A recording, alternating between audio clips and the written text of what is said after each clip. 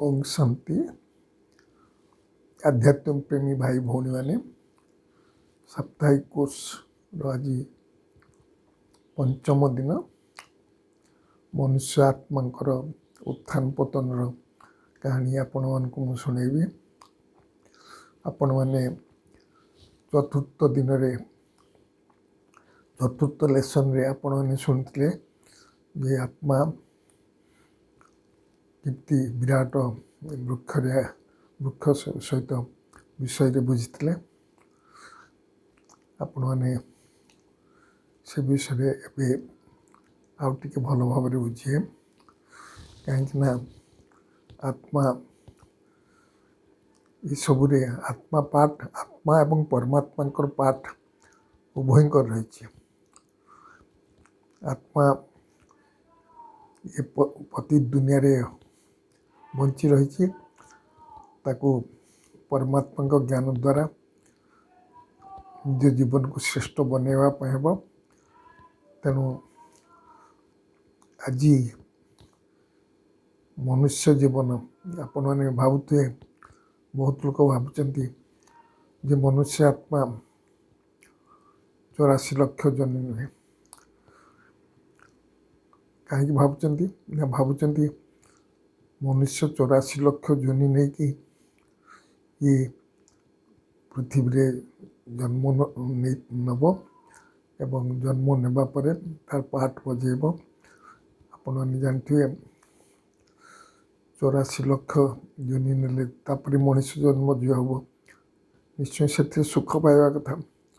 आप देखते मनुष्य के बर्तमान समय मनुष्य केते दुख पाँच। तेणु आपन को कहार कथा ये मनुष्य कर्म अनुसार कर्म फल भोग करे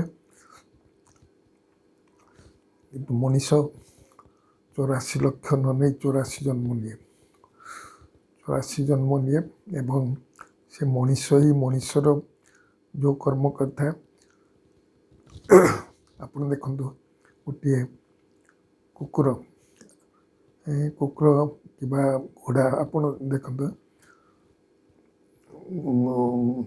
माने दौड़ भाग नि हर्स रेस कहती से हर्स घोड़ा से मैंने आजिकार मनुष्य अपेक्षा हरी बहुत भल भाव कुकुर को खावाई दौरान शोया बेड दौरान डाक्तर देखुं एवं घोड़ा को मध्य बहुत ये हर्स माने रेस घोड़ा तापाई केते बंदोबस्त कर तो जानते सब। तेणु एगुड़ाक मुझे कह कथा ना रेस घोड़ापी से लक्ष लक्ष टका खर्च करती गोटे मसरे गोटे दिन रे भी बहुत पैसा खर्च करती खाइबा स्वास्थ्य सब देखा कथा। पुणी कुकुर को आपण मैंने कुकुर विषय जानते कुकुर बहुत भल रुए जे मैंने मिलिटारी रही कौन सी पुलिस विभाग रे काम कर गोटे सब इन्स्पेक्टर रैंक रे दरमा पाती। तेणु से पैसा पचर खर्च हुए कहीं से काम कम किंतु आपन देखो आज भी अंध छोटा लंगड़ा सब अच्छा जो मैंने कर्म भोग कहते आप देखते कुकुर मनुष्य कुकुर बननी कुकुर भाया जीवन यापन करे। आप देखते कौटी भोजी हेले अईठा पत्र पकई दे था कहीं आत्मा निज दुर्भाग्य जो आम कहीपे से मैंने कौन कर से अईठा पत्र को आणिक चाटुने कुकुर जमी चाटे से भाई चाटुंट। तेणु कुकुर हेनी कुकुर भाया से कुकुर भाया माने जीवन यापन कर। तेणु आपण मैंने धरतु मनुष्य 84 लाख गोटे जन्म धर जदि पशु है धर चोरी काम करता बिले भाया क्षीर चोरी करता धरा पड़ा आप जेल को गले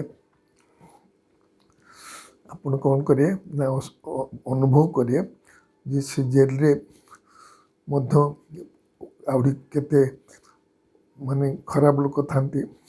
ସବୁ ଅବଶ୍ୟ ଖରାପ ଲୋକ ଜେଲରେ ଯାଇନଥାନ୍ତି। କେତେ ଲୋକ ଗରିବ ଲୋକଙ୍କୁ ହଇରାଣ କରିବା ପାଇଁ ବି କେତେ ଲୋକ ଯାଇଥାନ୍ତି। କିନ୍ତୁ ଯେଉଁ ବଡ଼ ବଡ଼ ଦୁର୍ଦ୍ଦାନ୍ତ ଲୋକକୁ ମାରିଥାନ୍ତି ବା କତଲ କରିଥାନ୍ତି ତାଙ୍କୁ ମଧ୍ୟ ଜେଲ୍ ହେଇଥାଏ। ତାଙ୍କ ସହିତ ଯେଉଁମାନେ ମିଶିବେ ସେମାନେ ମଧ୍ୟ ସେଇଭଳିଆ ଦୁର୍ଦ୍ଦାନ୍ତ ହୃଦୟ ବାଲା ହେଇଯିବେ। ତେଣୁ କହିବା କଥା ଯେ ବିଲେଇ ଚୁରି କାମରେ ଯଦି ସେ ବିଲେଇ ହେଲା ତା ସଂସ୍କାର ପରିବର୍ତ୍ତନ ହେବନି, କିନ୍ତୁ ସେ ବିଲେଇ ସଂସ୍କାର ନେଇଯିବ। ତେଣୁ ଆପଣମାନେ ବିଶ୍ୱାସ କରନ୍ତୁ ଯେ ମଣିଷ ହେବ, ନୁହେଁ କି ପଶୁ ପକ୍ଷୀ ହେବ। କାରଣ ଆମେ କହୁଛୁ 84 ଲକ୍ଷ ଜୁନି ନେବେନି। ସିଏ ତାଙ୍କର କର୍ମର ଫଳ ଭୋଗ କରିବେ। କର୍ମର ଫଳ ଭୋଗ କରିକି ସେମାନେ ଗରିବ ଘରେ କିମ୍ବା ବିଭିନ୍ନ ପ୍ରକାର ଶାରୀରିକ ଅଙ୍ଗ ପ୍ରତ୍ୟଙ୍ଗ ନଥିବ ସେଭଳିଆ ଶରୀର ନେଇକି ସେମାନେ ଜନ୍ମ ନେବେ।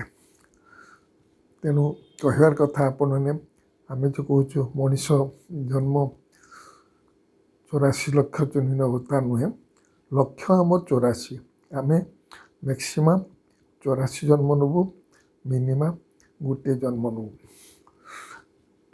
84 ଆପଣମାନେ 70ରେ 8 ଜନ୍ମ, 13ରେ 12 ଜନ୍ମ, ଦ୍ୱାପରେ 21 ଜନ୍ମ, କଳିରେ 82 ଜନ୍ମ ଏବଂ ଏ ସଙ୍ଗମଟା ଗୋଟିଏ ଜନ୍ମ। Total 84 birth. ଯେମାନେ 84 ଜନ୍ମ ନେଉଛନ୍ତି ପ୍ରଥମରୁ ଆସୁଛନ୍ତି ସେମାନେ ଦେବୀ ଦେବତା ହେବେ। ଦେବୀ ଦେବତା ହେବେ, ଲକ୍ଷ୍ମୀନାରାୟଣଙ୍କ ଭଳିଆ ଦେବୀ ଦେବତା ହେବେ।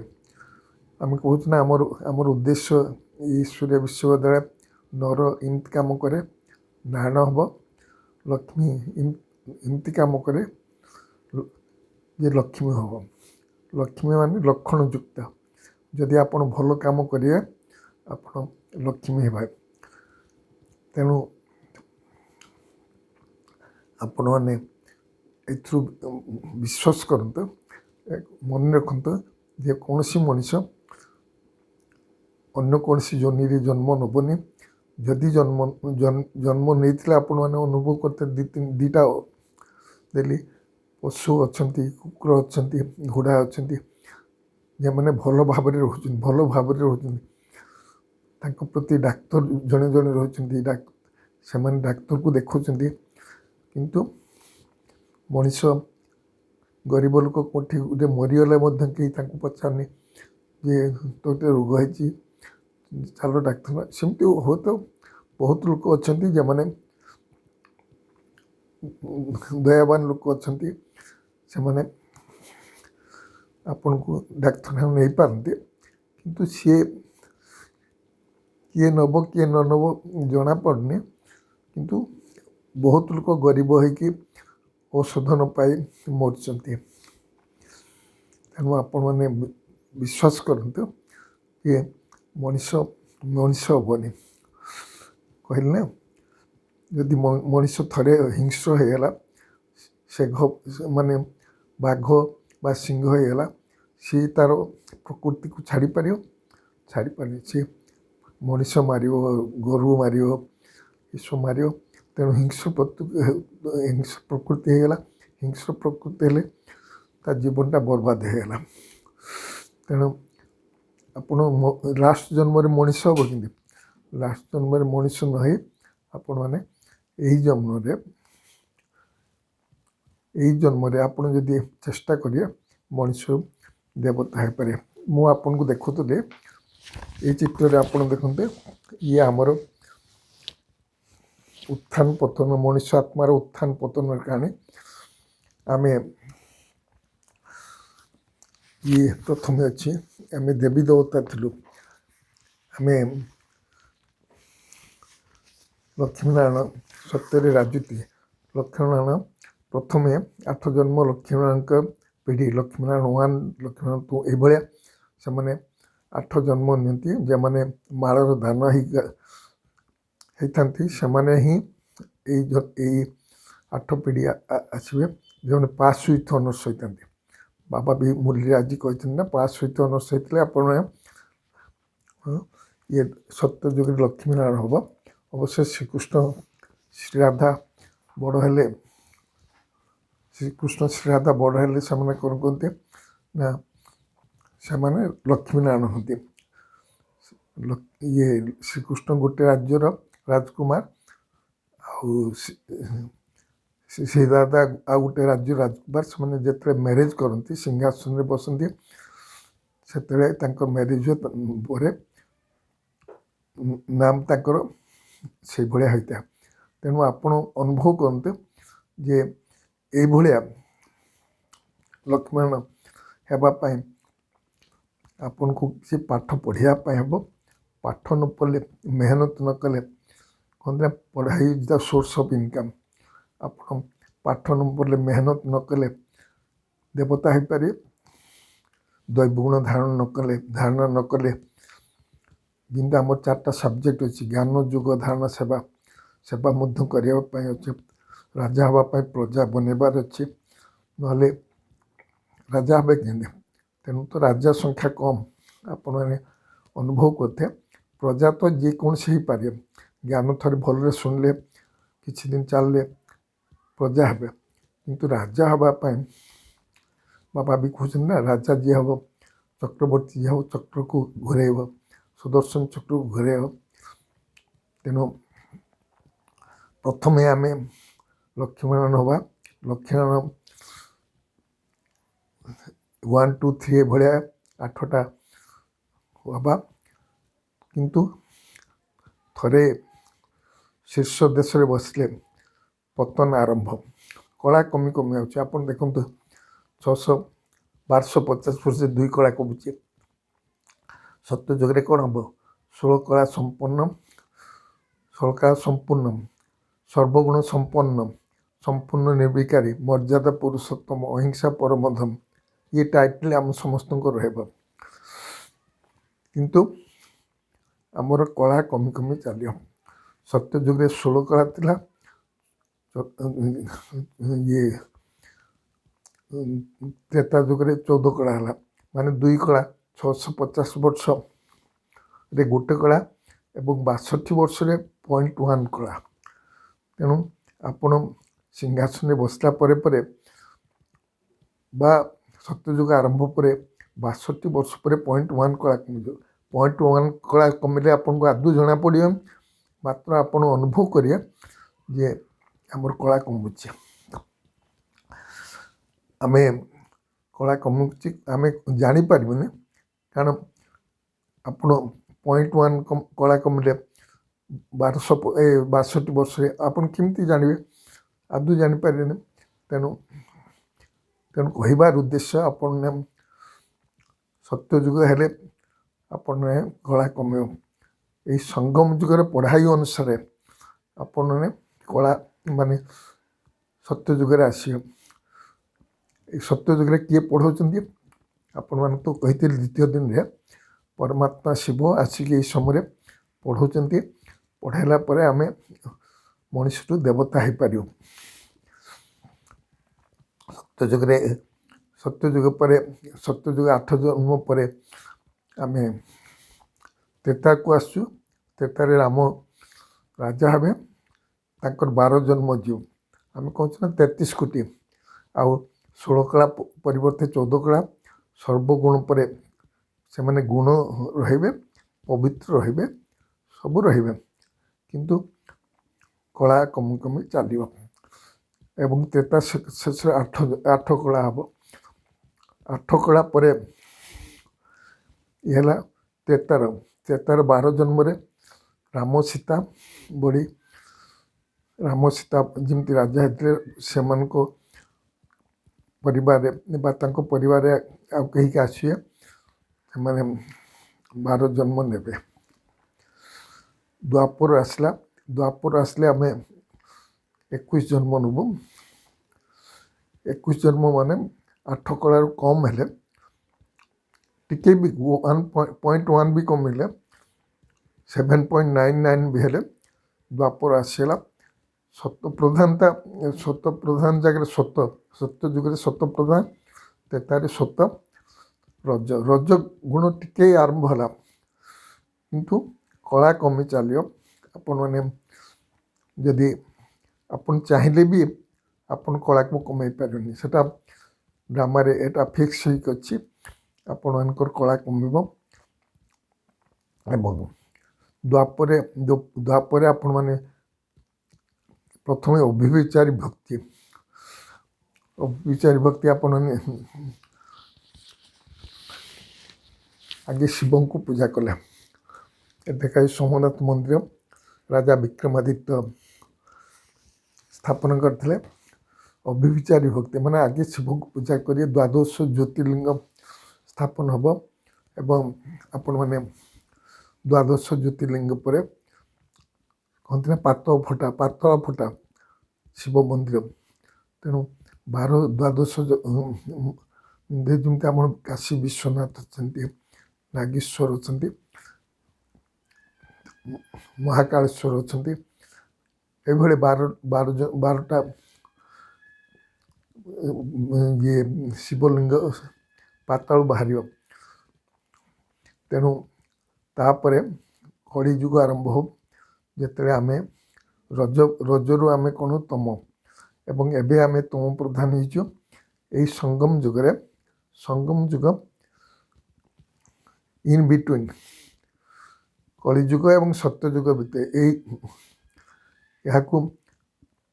ଏହାର ସମୟ ଲିମିଟେଡ଼ ନୁହେଁ, କାରଣ ଆପଣମାନେ ଜାଣିଥିବେ ଆଗରୁ କହୁଥିଲି ସଙ୍ଗମ ଯୁଗ 40 ବର୍ଷ, କିନ୍ତୁ ସଙ୍ଗମ ଯୁଗ 40 ବର୍ଷ ଯେତେବେଳେ ବିନାଶ ଲୋକ କହିଲେ ବହୁତ ଜ୍ଞାନ ବି ଛାଡ଼ିଦେଲେ, କିନ୍ତୁ ବାବାଙ୍କ ଭାବକୁ ବୁଝିପାରିଲେ। ବାବା ବି କହିଥିଲେ ନା ଯେ ଆସନ୍ତା ଦୀପାବଳି ଆସିବନି, ତାମାନେ କ'ଣ ଦୀପାବଳି ଆସିବନି? ତାମାନେ ବାବା ଆମକୁ ଚାହୁଁଥିଲେ ଯେ ତୁମେ ସମସ୍ତେ ନିଶ୍ଚିତ ଭାବରେ ପରିଶ୍ରମ କର ଏବଂ ଏହି ପରିଶ୍ରମ କରିବା ଫଳରେ ତୁମେ ମଧ୍ୟ ଦେବୀ ଦେବତା ହେଇପାରିବ। ତେଣୁ ଆମ ପୁରୁଷାର୍ଥକୁ ତୀବ୍ର କରିବା ପାଇଁ ବାବା କଥା କହୁଥିଲେ। 40 ବର୍ଷ ହେଲାନି, ତେଣୁ ବହୁତ ଜ୍ଞାନ ଛାଡ଼ି ଚାଲିବ। 76 ମସିହାରେ ହେବା, ମୁଁ ତ 75 ମସିହାରେ ଜ୍ଞାନରେ ଆସିଲି। ସେତେବେଳେ ଏଇ କଥା ସବୁବେଳେ ଆଲୋଚନା ହେଉଥିଲା, କିନ୍ତୁ ବର୍ତ୍ତମାନ ବି କହୁଛନ୍ତି ଯେ ହୁଏତ 100 ବର୍ଷ ହେଇପାରେ, ତା ଆଗରୁ ବି ହେଇପାରେ, ପରେ ବି ହେଇପାରେ। ବାବା ଆମକୁ ଚାହୁଁଛନ୍ତି ଯେ ଆମେ ସମ୍ପୂର୍ଣ୍ଣ ନିର୍ବିକାରୀ ଯେଉଁ ସତ୍ୟଯୁଗର ମହିମା, ଯେପର୍ଯ୍ୟନ୍ତ ସତ୍ୟ ହେବ 33 କୋଟି ତ୍ରେତା ଶେଷରେ 33 କୋଟି ଦେବତା ହୁଏ। ଆମେ ସେଇ 33 କୋଟିଙ୍କ ଦେବତା ଭିତରେ ବି ଯଦି ନ ଆସିବା, ତେବେ ଏପର୍ଯ୍ୟନ୍ତ କମ୍ପ୍ଲିଟ୍ ହେଇନି। କିନ୍ତୁ ଏକଥା ମନେ ରଖିଥାନ୍ତୁ, 1917 ମସିହାରୁ ବାବା ଆଉ ଆସୁନାହାନ୍ତି। ତେଣୁ ଇଏ ନିଶ୍ଚିତ ଭାବରେ ଗୋଟେ କୁହାଯାଇପାରେ ଯେ ବର୍ତ୍ତମାନ ବିନାଶ ହେବାର ନଜଦିକ ଆସିଲାନି, କାରଣ ବିନାଶ ହେବ ଏକା ବେଳେ ତ ବିନାଶ ହେବନି। ତେଣୁ ବିନାଶର ରିହର୍ସାଲ ମଧ୍ୟ ଚାଲିଛି। ପାଲେଷ୍ଟାଇନ, ଇସ୍ରାଏଲ, ୟୁକ୍ରେନ, ରୁଷିଆ, ଏସବୁ ଚାଲିଛି। ତାପରେ ଆପଣମାନେ ଏବେ କାଲିଫର୍ଣ୍ଣିଆରେ ଯେଉଁ ଭୟଙ୍କର ନିଆଁ ଲାଗିଥିଲା, ଆପଣମାନେ ଶୁଣିଥିବେ ଜାପାନରେ ଯେଉଁ ଭୂମିକମ୍ପ ହେଇଥିଲା। ତେଣୁ ଏଇସବୁରେ ଜଣାପଡ଼ୁଛି ଯେ ଇଏ ବର୍ତ୍ତମାନ ରିହର୍ସାଲ ବଡ଼ ଜୋରସୋରରେ ଚାଲିବ। ଆଉ ସମସ୍ତେ 2025କୁ କହୁଛନ୍ତି ଯେ ଏଇଭଳିଆ ହେବ। ତେଣୁ ବର୍ତ୍ତମାନ ଆମର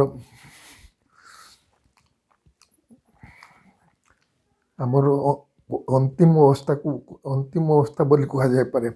ଏ ଅନ୍ତିମ ଅବସ୍ଥାରେ ଏଇ ସଙ୍ଗମ ସମୟରେ କଳି ଶେଷ ଏବଂ ସତ୍ୟଯୁଗ ଆରମ୍ଭରେ ଏଇ ସଙ୍ଗମ ଯୁଗରେ ପରମାତ୍ମା ଆସିକି ଆମକୁ ସତ୍ୟନାରାୟଣ କଥା ଶୁଣାଉଛନ୍ତି। ବାବା କହୁଛନ୍ତି ନା, ମୁଁ ତୁମକୁ ଅମର କଥା ଶୁଣାଉଛି, ସତ୍ୟନାରାୟଣ କଥା ଶୁଣାଉଛି। ସତ୍ୟନାରାୟଣ ମାନେ କହନ୍ତି ନା, ସତ୍ୟନାରାୟଣ ବୃଦ୍ଧ ବେଶରେ ବ୍ରାହ୍ମଣ ହେଇକି ବୃଦ୍ଧ ବ୍ରାହ୍ମଣ ସତ୍ୟନାରାୟଣ କଥା ପାଲା ଶୁଣାନ୍ତି। ବର୍ତ୍ତମାନ ସମୟରେ ପ୍ରଜାପିତା ବ୍ରହ୍ମା ବୃଦ୍ଧ ଅବସ୍ଥାରେ ଆମକୁ ଆସି ଗୀତା ଜ୍ଞାନ ଶୁଣାଉଛନ୍ତି, ଯାହାଫଳରେ ଏ ଦୁନିଆ ବିନାଶ ହେବ ବା ଆମେ ନିଜ ଜୀବନକୁ ଗଢ଼ିବା ପାଇଁ ସତ୍ୟନାରାୟଣ କଥାକୁ ଯଦି ମନେ ରଖେ।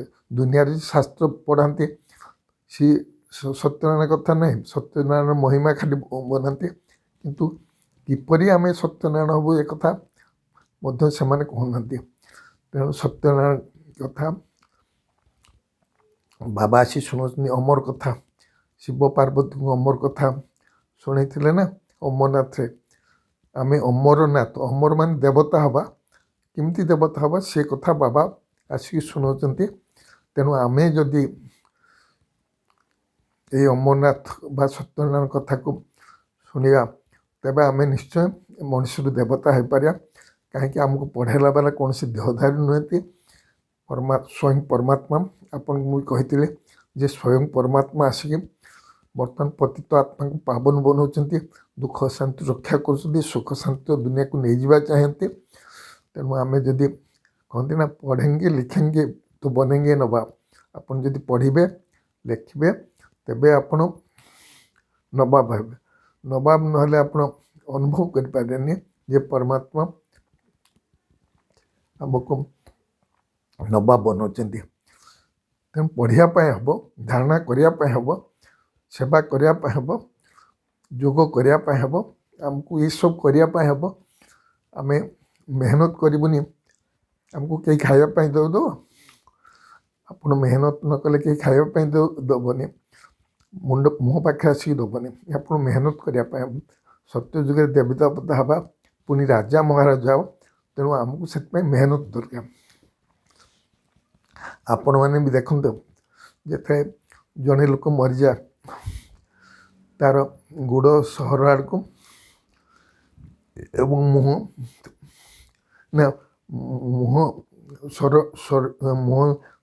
ସହର ଆଡ଼କୁ ଏବଂ ଗୋଡ଼ ଶ୍ମଶାନ ଆଡ଼କୁ। କିନ୍ତୁ ଆମେ ବୁଝିବା କଥା, ବର୍ତ୍ତମାନ ସମୟରେ ଆମେ ଯଦି ଜିତେ ଜି ନ ମରିବା, ତାପରେ ଯେତେ ଶ୍ମଶାନରେ ପହଞ୍ଚି ଯାଆନ୍ତି ସେମାନେ କ'ଣ କରନ୍ତି ନା ମୁଖ କରିଦିଅନ୍ତି ଶ୍ମଶାନ ଆଡ଼କୁ, ଆଉ ଗୋଡ଼ କରିଦିଅନ୍ତି ସହର ଆଡ଼କୁ, ଯେ ତୁମେ ଏଥିକା ତୁମର ଶବ ଏବେ ସଂସ୍କାର ହେବ। ଆଉ ଆପଣ ଜାଣନ୍ତି ଜଣେ ମରିଲେ 12 ଦିନ ସହିତ ଦିଆ ଜଳାନ୍ତି। ମାନେ ଇଏ ଦିଆ ଆମର ଆତ୍ମା ଆକ୍ଚୁଆଲି ଏକ ଦୀପକ। ତେଣୁ ଇଏ ଦିଆ ଜଳାଇବା ଦରକାର।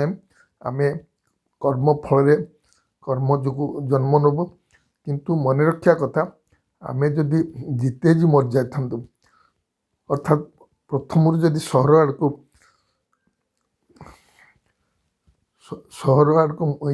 ଗୋଡ଼ ରଖିଥାନ୍ତୁ, ଯେ ଆମେ ମରିଯାଇଛୁ, ପୁରୁଣା ଦୁନିଆରୁ ମରିଯାଇଛୁ, ପୁରୁଣା ସଂସ୍କାରରୁ ମରିଯାଇଛୁ, ତେବେ ଆମେ କେବେ ଏ ବିଷୟରେ ଆମେ ମରିଯିବା ଜୀବନ ବଞ୍ଚିଥାଇକି ମଧ୍ୟ ମରିଯିବା, ମାନେ ମରିଯିବା ଜୀବନ ଅର୍ଥାତ୍ ଆମେ ବଞ୍ଚିଥାଇକି ପୁରୁଣା ଦୁନିଆରୁ ପୁରା ମରିଯାଇଛୁ। ଯଦି ଏ କଥା ଭାବନ୍ତୁ, ତେବେ ଆମେ କୌଣସି ପ୍ରକାର ଖରାପ କାମ କରନ୍ତୁନି, କାରଣ ଆମେ ତ ମରିଯାଇଛୁ ନା ପୁରୁଣା ଦୁନିଆରୁ। ଯଦି ଏ କଥା ଭାବନ୍ତେ, ତେବେ କୌଣସି ଖରାପ କାମ କୌଣସି ଲୋକ କରିନଥାନ୍ତେ। ଖରାପ କାମ କରୁନାହାନ୍ତି।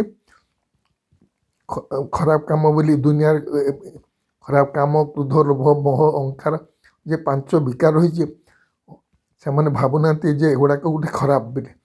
ତା ସହିତ ତାଙ୍କ ନାତି ନାତୁଣୀ ସବୁ ଅଛି, ଈର୍ଷା, ଦ୍ୱେଷ, ଘୃଣା ଏସବୁ ରହିଛି। ଆମେ ତାକୁ ତ୍ୟାଗ କରିବା ପାଇଁ ହେବ। ଆମେ ତ୍ୟାଗ କଲେ ମଣିଷରୁ ଦେବତା ହେଇପାରିବା।